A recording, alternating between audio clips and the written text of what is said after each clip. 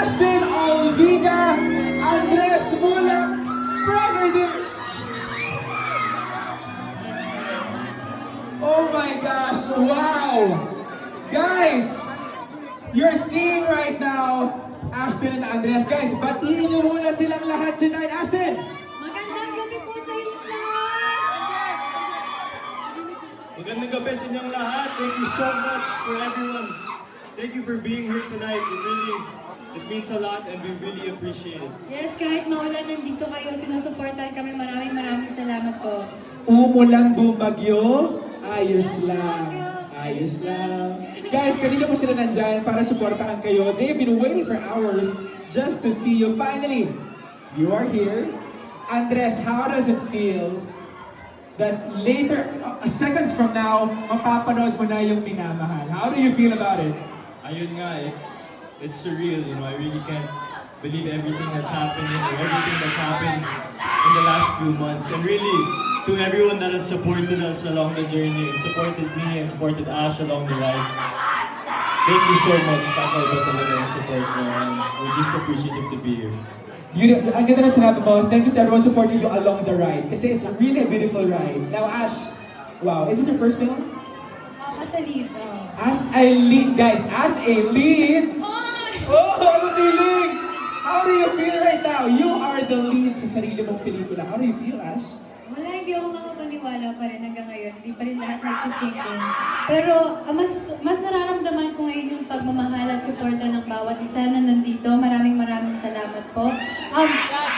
Nawala talaga lahat ng pagod na nararamdaman namin this past few days na dahil sa mga sigawan nyo. Kaya thank you so much po. Yes, maraming salamat for those very kind, beautiful words. Pero tawagin muna natin siyempre, Direk JPL. Yes! Join us here on stage, Direk. Welcome! Welcome, Direk. Ayan, grabe. Direk, any early message para sa dalawang ito? Ginit nga nyo ako, gagawin na naman nila akong meme. Direk, kasama mo ako sa laban na to. Ano yun? Sorry. Kasama mo ako sa laban na to. Ano yung tanong mo? Hindi, ano yung mensahe mo para kay Andres and Ashton? Ngayon, nandito na sila sa Ayun, stage. this is just the beginning. As in literal, this is just the beginning kasi nakikita ko, ang dami nyo pang gagawin. After nito, mapa-series man or movie, so kung ano man yung attitude na meron kayo nitong ginagawa natin itong pelikula, dalhin nyo lang and you'll go far. No, maraming salamat, Direk. And I'm sure lahat ng mga tao mamahalin tong pelikula to tulad ng pagmamahal nila kay Ashton and Andres. Guys, sabi ko nga sa kanila, everything that you're seeing right now, this is a manifestation. Now, when you really want something, all the universe conspires to help you achieve it. And of course, it's a blessing from God. Diba? So, wow, segundo mula ngayon, mapapanood natin ang blockbuster artists na ito na talagang bibida sa mga sinihan. The first out of the many movies that you guys are yet to make. Now, Andres, imbitaan mo silang lahat September 24 to watch your film. Yes, I'm inviting you all to watch Minamahal, 100 Bulaklak para kay Luna. Written and directed by Direk Jason Paul Lacsemana. In cinemas, September 24, nationwide. Let's go! How about you, Ash?